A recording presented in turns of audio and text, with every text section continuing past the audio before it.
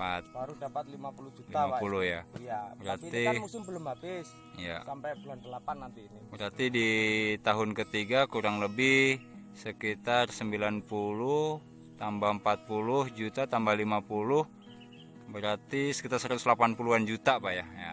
Nah, gila teman-teman ya. Iya. Nah, Bisa lebih karena musim kan masih belum habis ini.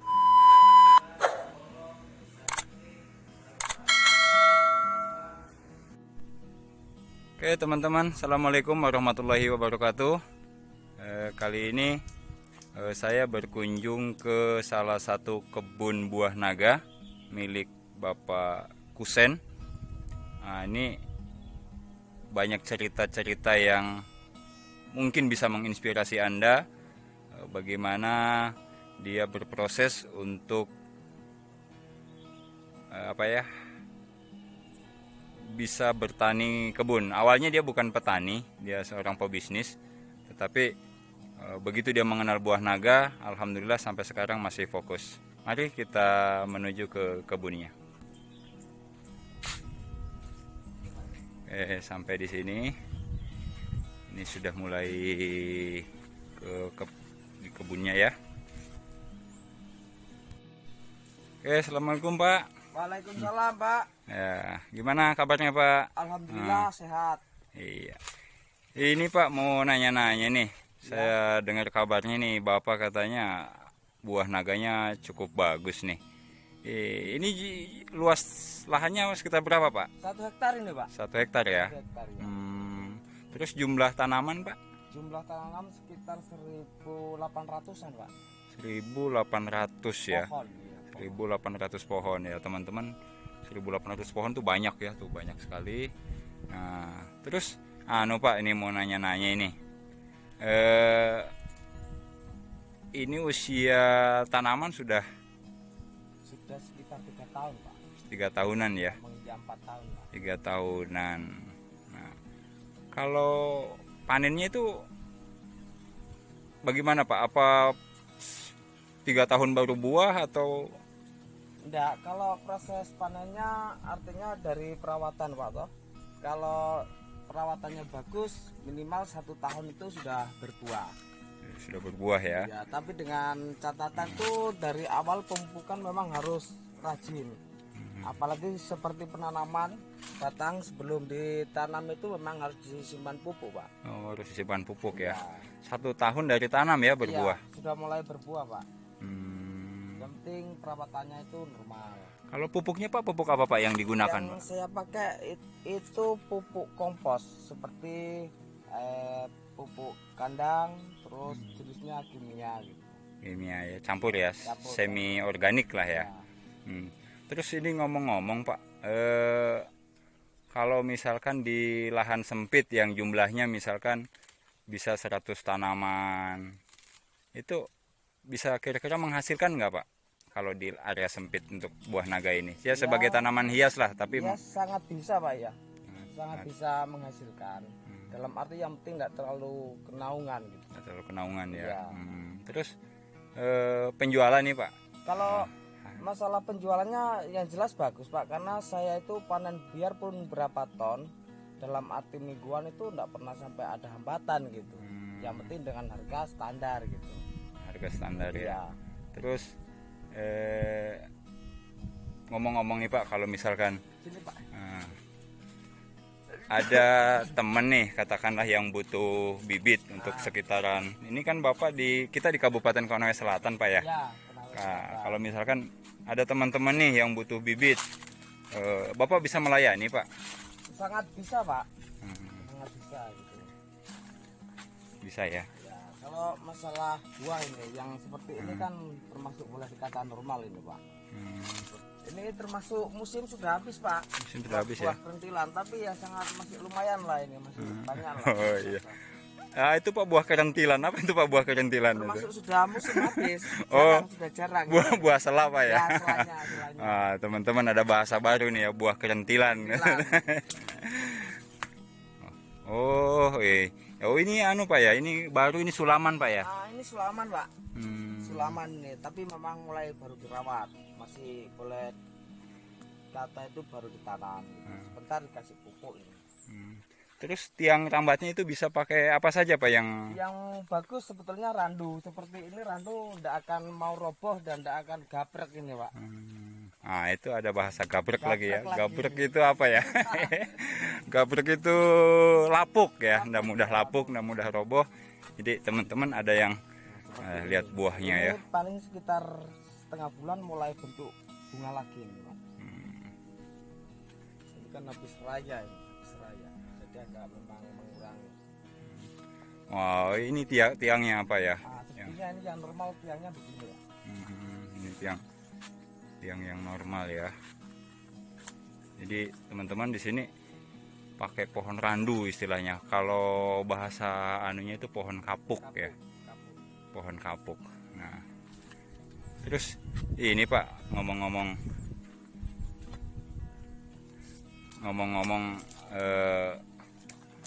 masalah hasil nih. Masalah hasil. Kira-kira kalau misalkan untuk teman-teman pemula yang ingin belajar berkebun, ini apa sih saran Bapak untuk teman-teman yang baru mau nanam itu, mau belajar nanam? Kan biasa tuh Pak kalau petani yang baru itu kan ada rasa takut, rasa bingung. Apa sih saran Bapak kira-kira buat teman-teman? Jadi gini, kalau seperti teman-teman tidak usah merasa takut. Kalau masalah modal itu intinya kan nekat. Yang penting bisa beli bibit, dan untuk bikin patok itu saya yakin akan kedepannya akan bagus.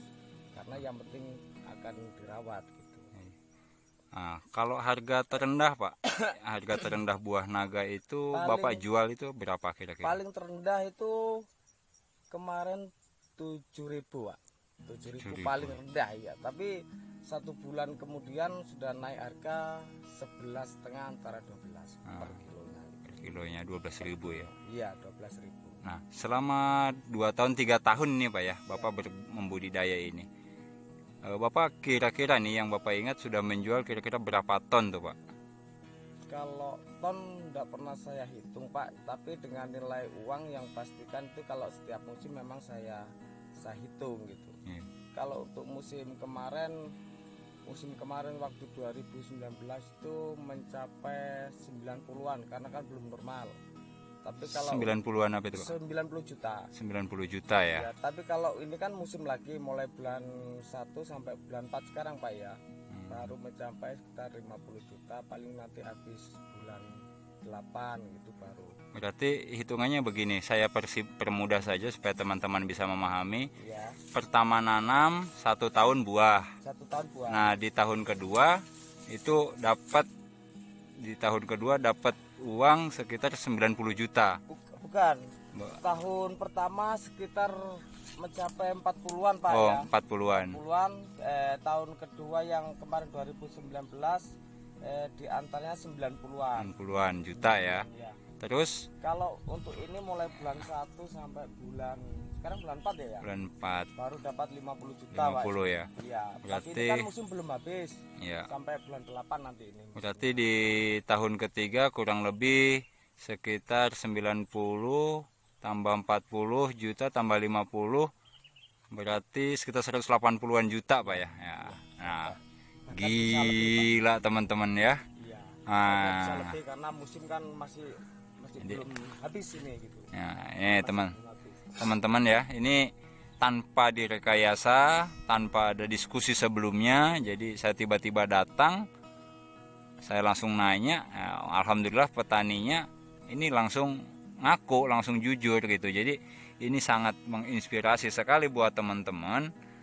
Bagi yang ingin memulai membudidaya itu apa tadi istilahnya, jangan takut untuk mencoba. Yang penting bisa beli bibit dan patoknya. Jangan takut untuk mencoba, yang penting bisa beli bibit dan patoknya. Dan teman-teman jangan ragu ya. Ini di sini juga untuk wilayah Konawe Selatan khususnya atau Sulawesi Tenggara itu bisa melayani penjualan bibit, bahkan pupuknya juga bisa di sub lah, karena Pak Kusen juga melayani bibit ya, bibit melayani, ya. Pak. Kalau ada yang butuh ya pasti akan saya pakaskan gitu. Nah, ini sangat menginspirasi sekali teman-teman. Jadi daripada misalkan kebunnya belum menghasilkan, bisa tumpang sari dengan buah naga. Nah, ini luasannya 1 hektar saja. Ini belum semua ini. Belum semua. Ini masih ada yang kosong-kosong. Belum full ya. Ini memang dari awalnya memang masih kurang modal dulunya gitu. Oh iya, jarak tanamnya berapa kali berapa Pak persegi 2? Sebetulnya yang normal itu 3 antara 3 Pak, itu sudah normal sebetulnya. Rawatnya juga mudah ya? Mudah. Kalau 3 antara 2 itu sangat sempit gitu Pak. Oh iya. Oh, ada yang lupa tadi Pak. Ya. Ini dari 180 juta selama 3 tahun ini, itu modal awalnya lah istilahnya, modal untuk selain tanah ya. Selain tanah ya. Kurang lebih sekitar berapa itu Pak? Kalau dulu pertama modal awal itu sekitar 15 juta Pak. 15 juta ya. Sekitar 15, tapi kalau artinya untuk pupuk apa kan itu sangat mudah karena kan sambil bekerja sambil cari hasil sedikit-sedikit dari kebun ini juga gitu. Iya. Itu gitu Pak. Sudah. Kalau yang artinya yang hitungan sedikit-sedikit ya enggak dihitung Pak. Gimana teman-teman ya, tadi itu bayangkan modal awalnya katanya cuma 15 juta tuh, cuma 15 juta yang kelihatan uang, karena yang lainnya itu tenaga. Jadi buat teman-teman yang terinspirasi untuk mengelola lahannya agar lebih maksimal, ini bisa dicontek, artinya bisa ditiru. Nanti untuk misalkan teman-teman kekurangan bibit atau konsultasi, kami insya Allah siap membantu.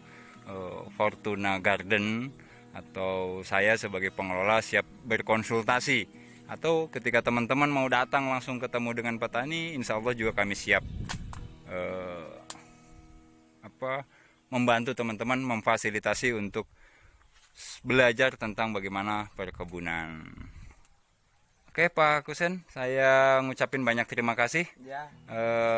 Satu kali lagi Pak, saran untuk teman-teman petani yang pemula yang ingin ya memanfaatkan lahannya supaya lebih maksimal, apa sarannya Pak? Sarannya artinya yaitu beli bibit, nggak usah kita ragukan, dan patoknya, dan masalah perawatan ya sambil berjalan gitu. Oke. Kalau masalah hasil nggak usah meragukan, yang penting dirawat pasti hasilnya akan maksimal. Oke, itu teman-teman ya. Jadi pesannya, usahakan bisa beli bibit dan patok, tenaga kita bisa kerja sendiri. Untuk masalah hasil dan penjualan itu jangan diragukan. Oke, terima kasih banyak Pak Kusen. Sampai ketemu, dan terima kasih inspirasinya buat kita semua. Oke, selamat siang Pak. Oke teman-teman, itulah tadi diskusi saya di kebun Bapak Kusen seputar tentang pertanian buah naga yang sangat menginspirasi. Oke, buat teman-teman jangan lupa klik subscribe, dan saran serta kritiknya jika ini bermanfaat untuk Anda silakan share. Terima kasih. Salam Fortuna Garden. Assalamualaikum warahmatullahi wabarakatuh.